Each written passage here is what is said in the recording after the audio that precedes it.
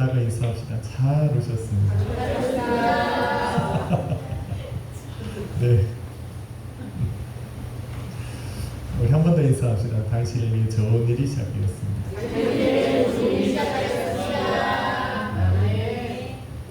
오늘은 예수님의 행적 77번째 이야기입니다. 사실은 예수님의 행적은 딱 100개로 추려서 하려고 했는데 예수님이 너무 많은 일을 하셨네요. 77번까지 왔는데도 아직 많이 남았습니다. 제목을 한번 같이 읽어보겠습니다. 하나님과 항상 함께 계신 예수님. 하나님과 항상 함께 계신 예수님. 아멘. 살아가면 누군가와 동행한다는 것 참 행복한 일입니다. 동행하는 사람이 내가 사랑하는 사람이면 더 행복하고 그 길이 가볍습니다. 저에게도 항상 누군가 옆에 있었던 것 같습니다. 캐나다에 갈 때도 낯선 길인데 동행하는 사람이 있었어요.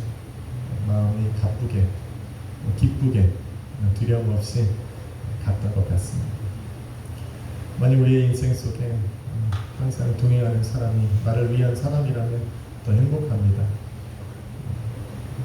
그런데 그 함께 하시는 분이 세상을 창조하신 전능하신 하나님이라면 아마 우리는 더욱 기쁠 겁니다. 아멘? 두렵지 않겠죠. 안전함을 느끼겠죠. 그분이 나의 삶을 만드시고 인도하시는 분이라면 그 주님이 나와 동행하심을 느낀다면 삶이 평안할 것입니다. 성경에는 하나님과 동행했던 사람들이 있습니다. 그 중에 한 사람을 뽑으라면 에녹이라는 사람을 뽑을 수 있습니다. 창세기 5장 24절에 보니 이렇게 말합니다. 그가 하나님과 동행하더니 하나님이 그를 데려가심으로 세상에 있지 아니하더라 말합니다. 단명했다는 얘기가 아닙니다. 그는 365년을 살았습니다. 사람의 나이수로는 참 긴 시간입니다. 성경은 그가 365년을 살면서 무엇을 했는지, 무엇을 남겼는지, 어떠한 일을 했는지를 기록하고 있지 않습니다. 이 짧은 한 구절, 그가 하나님과 동행했다라고 하는 이 짧은 한 구절로 그의 인생을 요약합니다. 다시 말해 성경은 하나님과 동행한 그 시간 모두가 중요하다 이야기를 합니다. 할렐루야.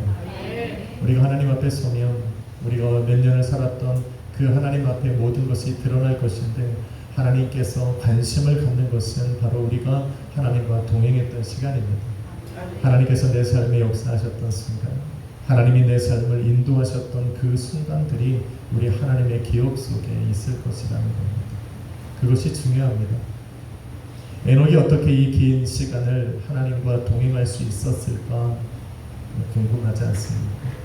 히브리서 기자가 이렇게 답을 해줍니다. 히브리서 11장 5절에 믿음으로 에녹은 죽음을 보지 않고 옮겨졌으니 하나님께서 그를 옮기심으로 다시 보지 아니하였느니라. 그는 옮겨지기 전에 하나님을 기쁘시게 하는 자란 증거를 얻었느니라. 답은 이렇습니다. 하나님을 기쁘시게 하는 자였습니다. 하나님께서 기뻐하시는 일을 행하며 살았기에 하나님께서 그를 혼자 두지 아니하였던 겁니다. 그 긴 세월을 그와 함께 동행하셨고 죽음을 맛보지 않고 하나님 계신 곳으로 데려가신 것입니다. 완전 복입니다.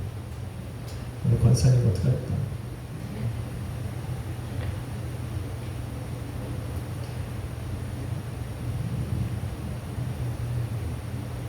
에녹이 죽지 않은 몸으로 다른 곳으로 옮겨졌다는 것은 신학적으로나 신앙적으로 굉장히 중요한 이슈입니다. 왜냐?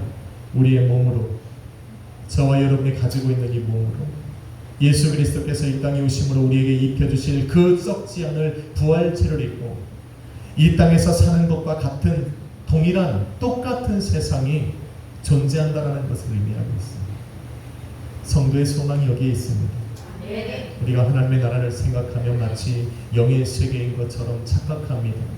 마치 우리의 영이 올라가서 우리가 이 땅에서 하며 살아가는 것들을 더 이상 할 수 없는 그런 따분하고 재미없는, 그렇게 영원을 살아가야 되는 그러한 무의미한 세계가 아닐까라고 생각하는 사람들이 많습니다만 그렇지 않습니다.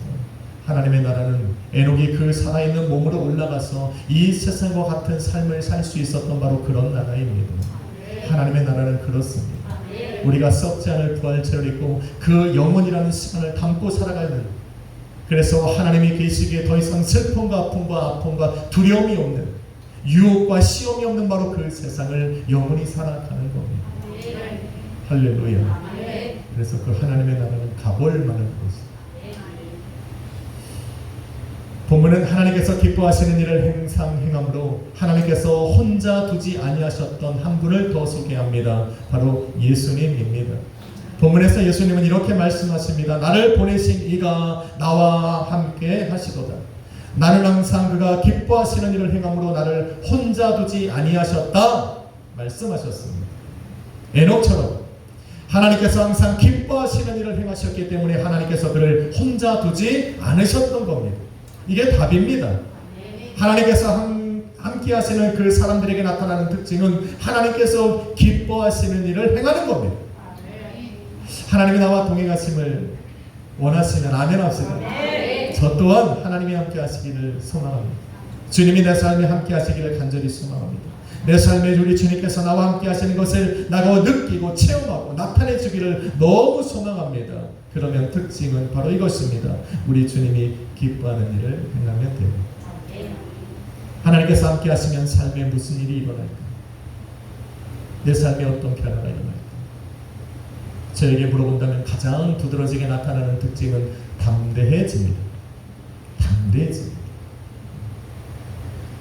여러분, 요한복음 8장부터 11장까지는 예수님을 죽이려고 대적하는 자들과의 논쟁이 계속 이어집니다. 사사건건 시비를 겁니다.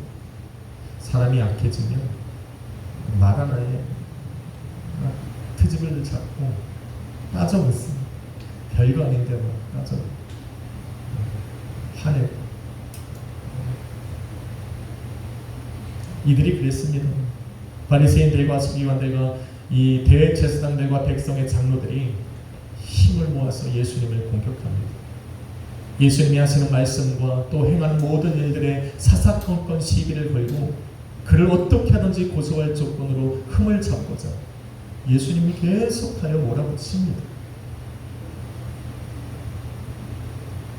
그런데 예수님은 그들 앞에 설 때마다 항상 담대하셨어요. 당당하셨어요. 성경에 보니 이유를 알겠습니다. 하나님이 함께 하셨기 때문에. 하나님이 동행하셨습니다. 예수님이 어떻게 담대하셨을까? 우리는 세상 앞에 담대합니까? 나를 죽이려는 사람 앞에서 내 모습을 당당하게 드러낼 수 있습니까? 나를 미워하고 조롱하고 비난하려는 사람들 앞에서 나의 고개를 당당히 들 수 있습니까?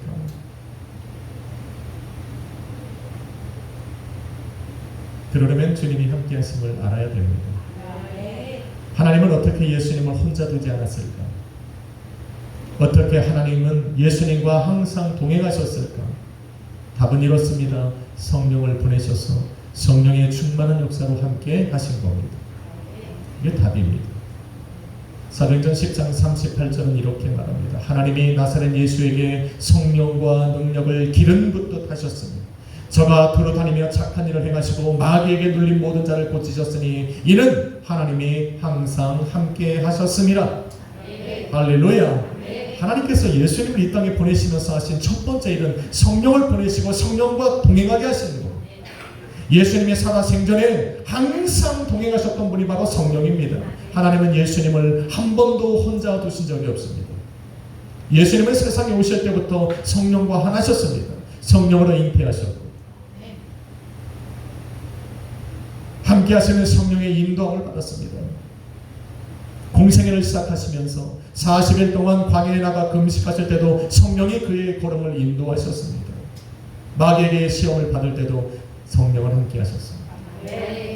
세례 요한에게 가셔서 침례를 받고 땅에 올라올 때 그의 머리에 충만하게 임하셨던 성령 하나님은 그 이후에 예수님의 모든 사역 속에 능력으로 역사하셨습니다. 하나님의 살아계심을 보이셨습니다. 그가 성령으로 충만하여 그 모든 기적들을 행할 때 그와 함께 하시는 하나님을 증거해 보이셨습니다. 할렐루야. 성령은 그런 분입니다. 고린도전서 2장 10절에 보니 오직 하나님께서 성령으로 이것을 우리에게 보이셨으니 성령은 하나님의 깊은 것까지라도 통달하시는 거예요. 예수님께서 어떻게 하나님의 말씀과 하나님의 생각과 하나님의 모든 원하시는 일들을 삶 속에서 행하며 살 수 있었을까? 성령 하나님이 함께 하셨기 때문에 그래요. 하나님이 원하고 기뻐하시는 모든 것들을 성령을 통해 알게 된 겁니다. 그러니 그 기뻐하는 일을 항상 행하며 살아갈 수 있습니다. 저는 여기에서 힌트를 하나 얻었습니다. 성령과 함께하면 하나님께서 기뻐하시는 일을 항상 행할 수 있구나. 그래서 우리에게도 조금의 가능성은 있어요. 왜냐하면 저와 여러분 안에 누가 있습니까? 성령이 계시기 때문에. 믿으시면 아멘 합시다. 내 안에 성령이 있음을 여러분 믿어야 됩니다. 내가 예수 그리스도를 주라 고백하는 그 순간부터 내가 알든 인정하지 못하든 알든 내 안에 찾아와 거하시는 분은 성령입니다. 성령은 우리를 예수 그리스도를 믿는 모든 성도들을 성령 하나님이 거하시는 성전이라 부릅니다. 내가 인식하지 못할 분, 내 안에 잠자하여 계시는, 내 안에 내주하여 계시는 분은 바로 성령입니다. 그 성령 하나님이 내 안에서 일을 하시고 비로소 우리는 주님께서 기뻐하시는 일을 행할 수가 있는 겁니다. 그래서 예수님이 계속하여 말씀하셨어요. 내가 또 다른 보혜사를 보내리니 너는 기다려라. 성령을 통하여 위로부터 오는 능력을 받을 때까지 기다려라. 그 성령 하나님은 누구십니까? 알로스 보혜사.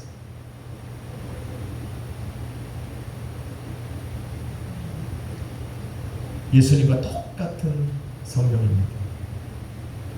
그 성령 하나님을 우리에게 보내주셔서 항상 우리와 함께 하심으로 우리가 주님이 기뻐하신 일을 또한 항상 행할 수 있게 하셨습니다. 예수님께서 원하신 것이 바로 이겁니다. 그래서 사도 바울이 성도를 위해 기도할 때마다 항상 이렇게 기도했습니다. 에베소 3장 16절 그 영광의 풍성함을 따라 그의 성령으로 말미암아 너희 속사람을 능력으로 강건하게 하옵소서. 성령 하나님이 내 삶에 들어온 사람들은 드디어 담대해집니다. 능력을 받습니다. 그 능력을 통해서 삶의 강건함을 받게 됩니다. 성령은 받아야 돼요. 그냥 사실 받아야 돼요.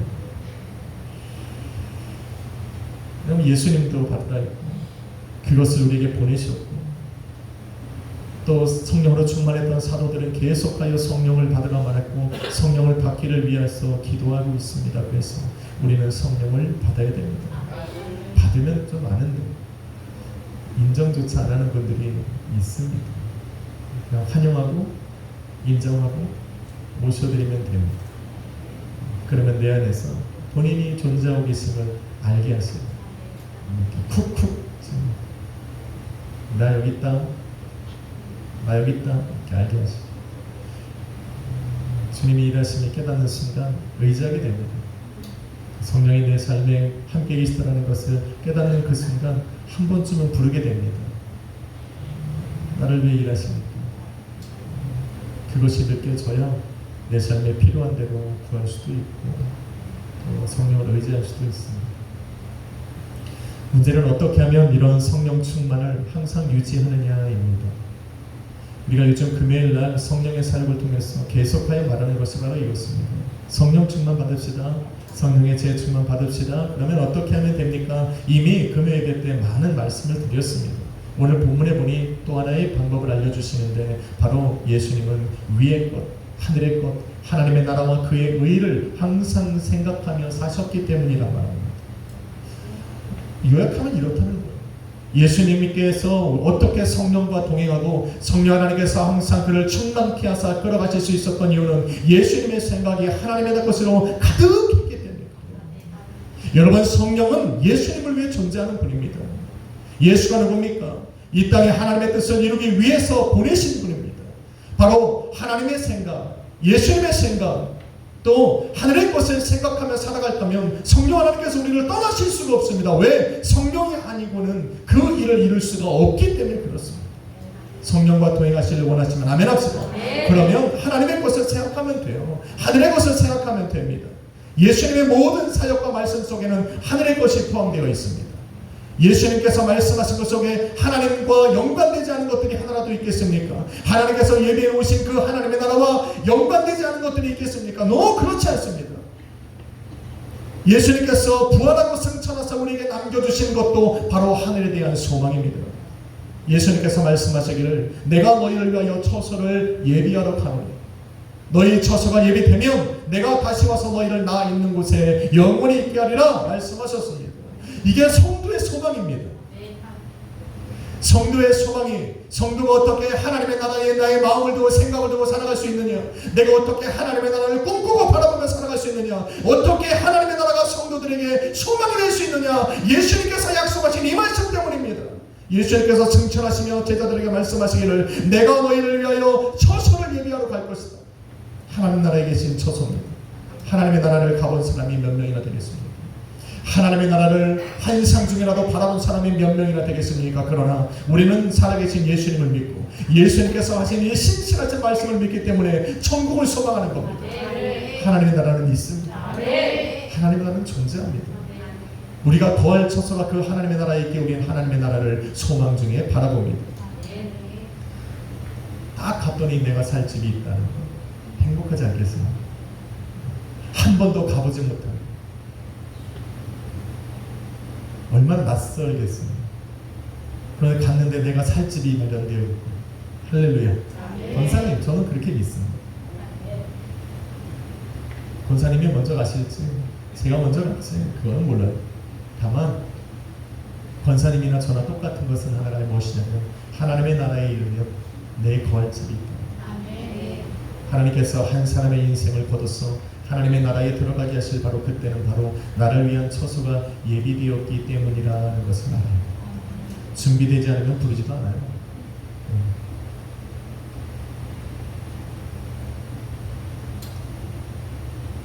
그래서 우리로 소망으로 하늘의 것을 바라보며 살아가게 하신 분이 예수님입니다.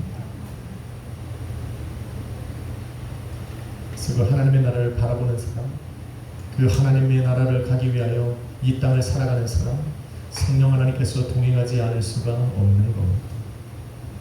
하늘의 것을 바라보며 살아가니 보이는 세상이 어렵고 힘들어도 낙심되지 않습니다. 낙심되지 않아요. 하나님의 나라가 그런 나라입니다. 하나님의 나라에 나의 거할 처소가 예비되어 있고 그 나라가 나를 위해 준비되어 있다는 것을, 나를 그곳에서 기다리시는 분들이 있다는 것을 알면 이 세상의 삶에 그렇게 낙심되지 않습니다. 경험해 보세요.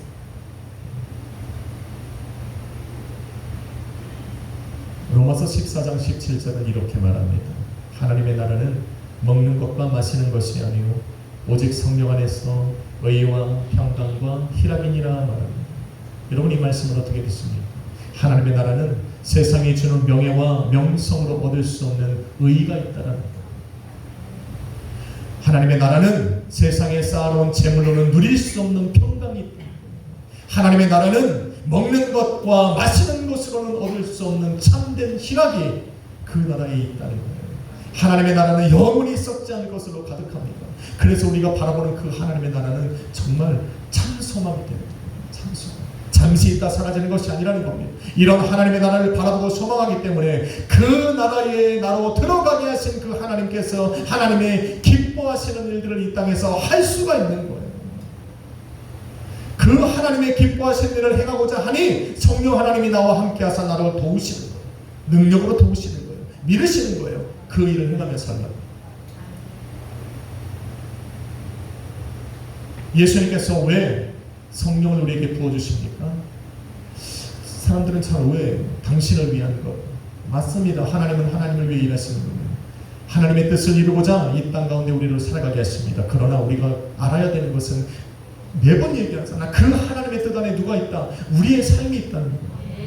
예수님께서 왜 약속하신 성령을 부어주시고 알로스 보혜사를 보내셔서 우리와 함께하게 하셨느냐? 우리로 당신의 기뻐하시는 일을 행하게 하시기 위해서. 왜 우리로 하나님의 기뻐하시는 일을 행하게 하시느냐? 우리로 함께 하시기 위해서. 이게 결과예요. 이 땅의 험난한 길에 우리를 고아와 같이 내버려 두시지 않으시기 위해, 우리로 기뻐하시는 일을 행하게 하시기 위해. 그래서 성령을 보내셔서 성령으로 그 일을 하게 하시는 거예요. 함께 하시는 거예요. 한번 인사합시다. 주님이 당신과 함께 하시는 거예요. 굉장히 중요한 일이에요. 중요한 일. 저는 항상 우리 주님이 모든 말과 생각과 또 하시는 모든 일들이 나를 위한 거라고 믿어요. 그러니까 제 신앙이 그렇다는 거예요. 여러분은 여러분을 위한 거라고 믿으면 돼요. 아유, 목사님을 위해서 일하나? 아니, 여러분을 위해서 일한다. 제 신앙이라고, 제 신앙. 저는 항상 하나님 앞에 나와서 기도할 때 하나님께서 하신 모든 말씀들은 나를 위한 말씀이라고 믿습니다. 나를 위해서 말씀하시고 나를 위해 행하셨다라고 믿습니다. 그래서 나의 하나님이에요. 나의 주예요. 여러분은 여러분의 주님을 만나시면 돼요. 예배는 뭐냐? 우리의 주님을 높여드리는 거예요.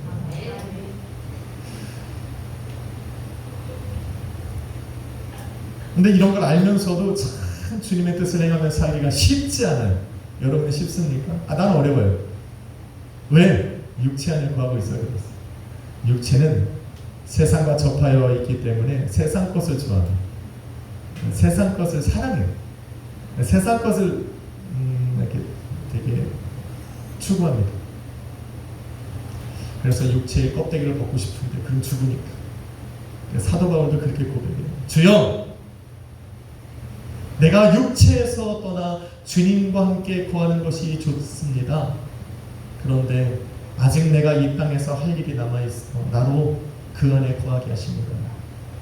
우리에게 할 일이 있어 있는 거예요. 그런데 육체 안에 거하는 것이 결코 나쁜 것만은 아닙니다. 육체 안에 거하는 우리는 육체로 살아가는 것이 아닙니다. 우리는 육체 안에 거하고 있지만 하나님의 호흡, 하나님의 숨결, 하나님의 성령을 가진 살아있는 자로 살아갑니다.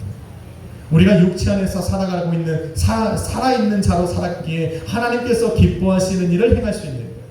여러분, 이 땅에서 기뻐하시는 일을 행하기 때문에 그 하나님 나라에 상급이 있는 겁니다. 할렐루야. 육체를 벗으면 상급을 받을 수가 없어요. 또한 우리가 육체 안에 거하기 때문에 천사들도 흠모할 만한 일을 우리는 이 땅에서 할 수 있어요. 그것이 바로 예수 그리스도의 이름을 영화롭게 하는 거예요. 하나님의 이름을 영화롭게 하는 거예요. 하나님을 예배하고 찬양하는 거예요. 천사들이 못하는 게 바로 그거예요. 그래서 천사도 흠모하는 그 아름다운 이름, 성도라는 이름을 갖게 된 겁니다. 왜? 육체 안에 있었어요. 그래서 육체는 우리로 죄를 짓게 하지만 또한 육체는 우리로 하여금 하나님께 영광을 돌리게 합니다. 그러니 육체 안에만 거하지 마시고 육체 안에 있는 살아있는 자로 거하시기를 주님의 이름으로 축원합니다. 육체 안에 거하는 사람들, 육체 안에서 하나님이 기뻐하시는 일을 행하며 살아가는 사람들에게는 특징이 하나 있는데 바로 하나님을 향한 고백입니다. 느끼는 것이 있어요. 다윗이 시편 22편 9절 10절에 이렇게 고백했습니다. 여러분 잘 들어보십시오. 오직 주께서 나를 모태에서 나오게 하시고, 우리 성문이가 나왔어. 드디어 나왔어. 사실은 조마조마했어요. 많은 시간을 이렇게 힘들어했고 또 소망했는 거라 나올 때까지 마음이 졸였는데 드디어 나왔어. 어떻게 나왔는지 저는 안 봐도 압니다.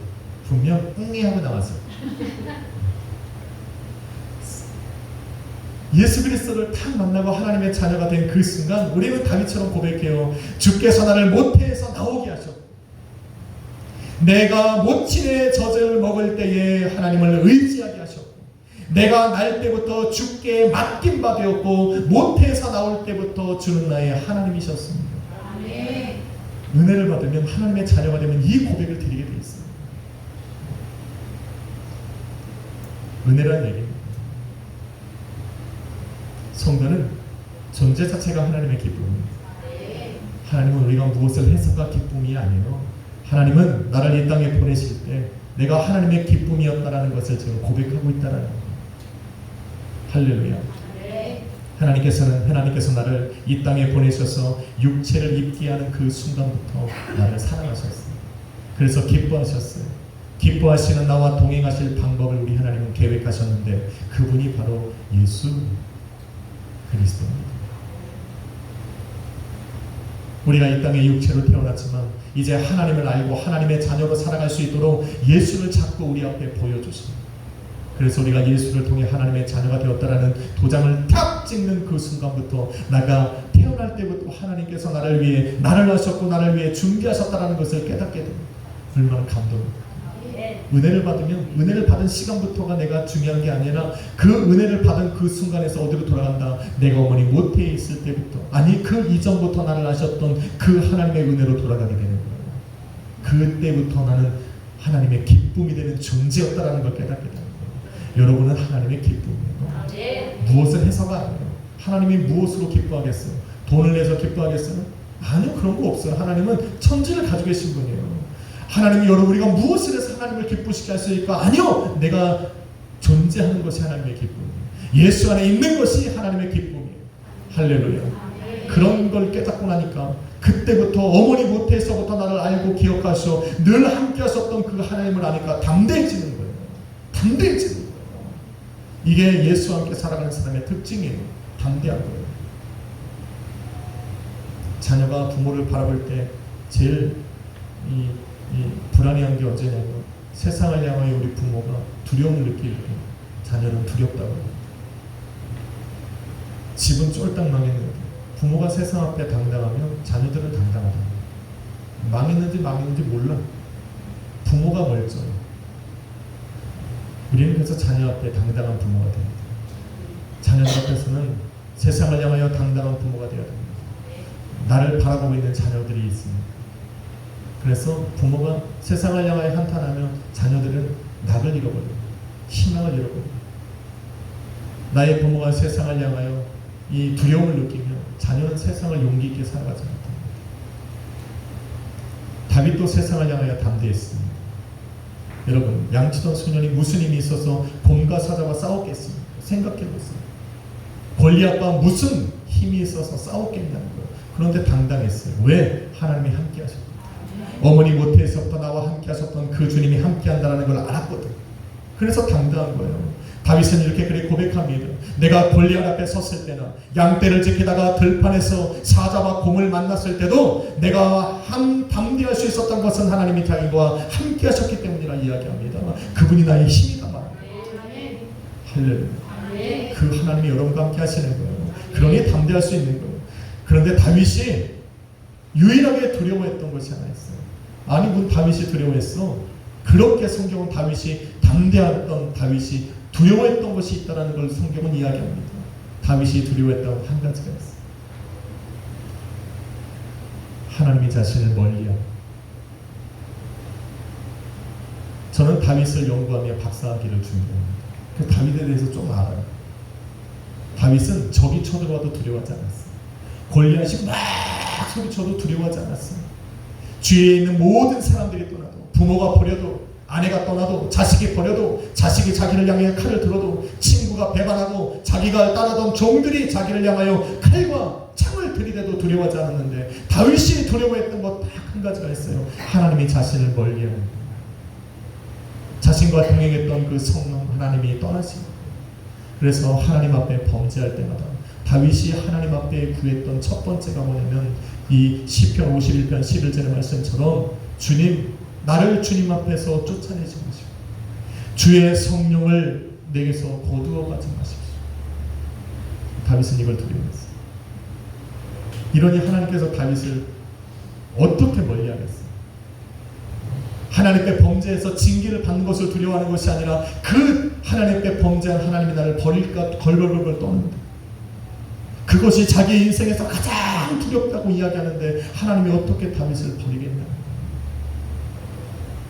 저와 여러분에게도 바로 이런 신앙이 필요합니다. 이런 신앙이 필요합니다. 하나님이 내게 능력 주셔서 모든 걸 할 수 있습니다 라고 고백하는 신앙도 중요하지만 하나님이 없으면 살 수 없다라는 이 다윗과 같은 신앙이 필요해요.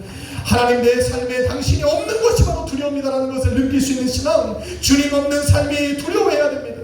주 성령의 도움 없이는 내가 아무것도 할 수 없을 거라는 신앙, 주님의 기쁨이 되는 것이 나의 삶의 행복이라고 느끼는 신앙, 주님께서 기뻐하시는 일을 행하는 것이 내 삶의 즐거움이요 기쁨으로 여길 수 있는 신앙, 이 신앙이 바로 우리에게도 필요하다는 것입니다.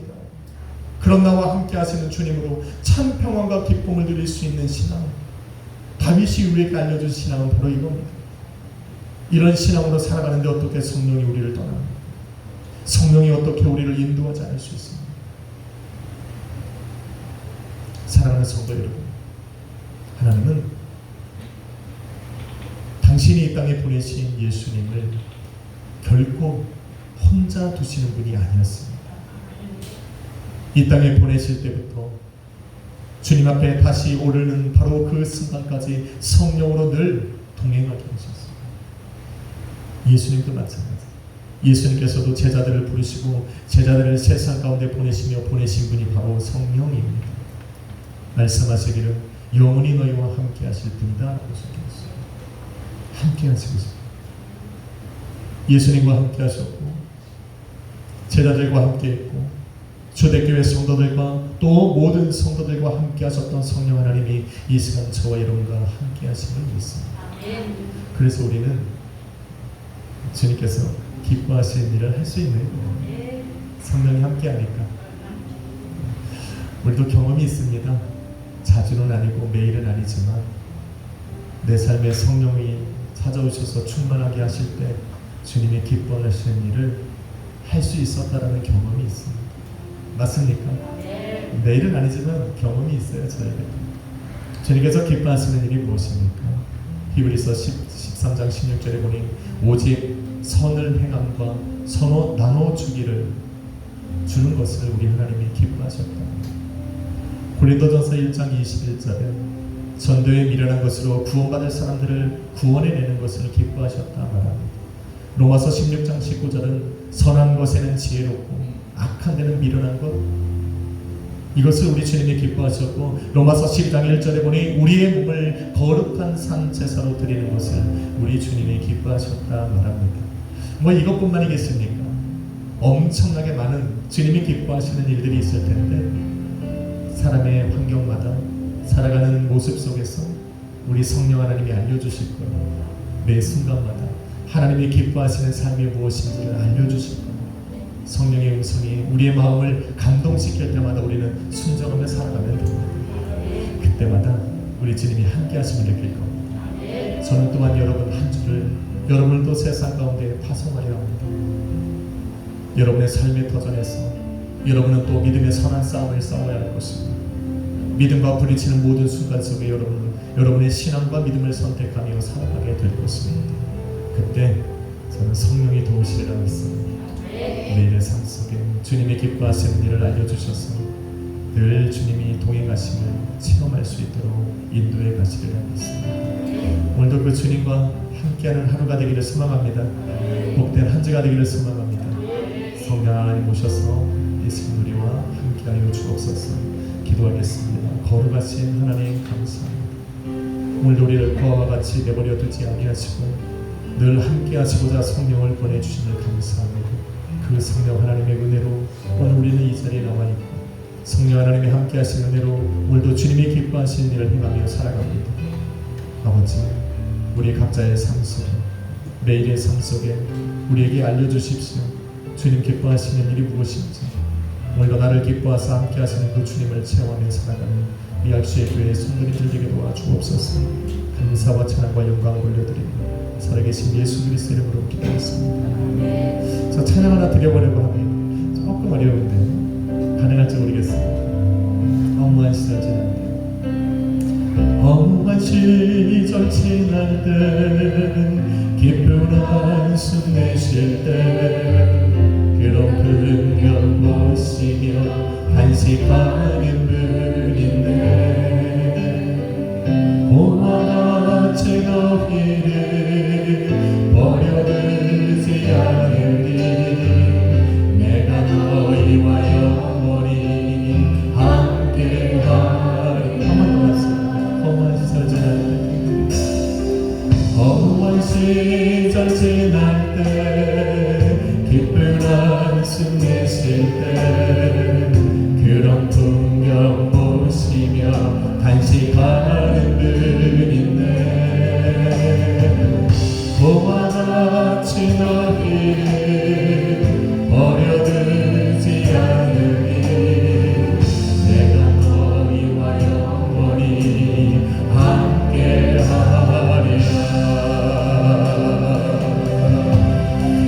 성령이 오셨네.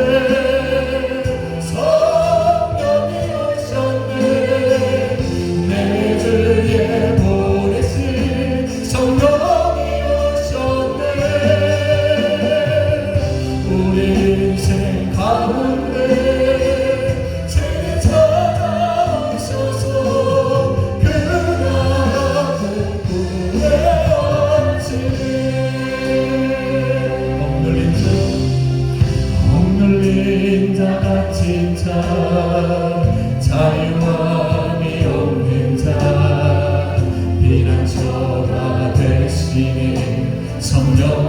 계시네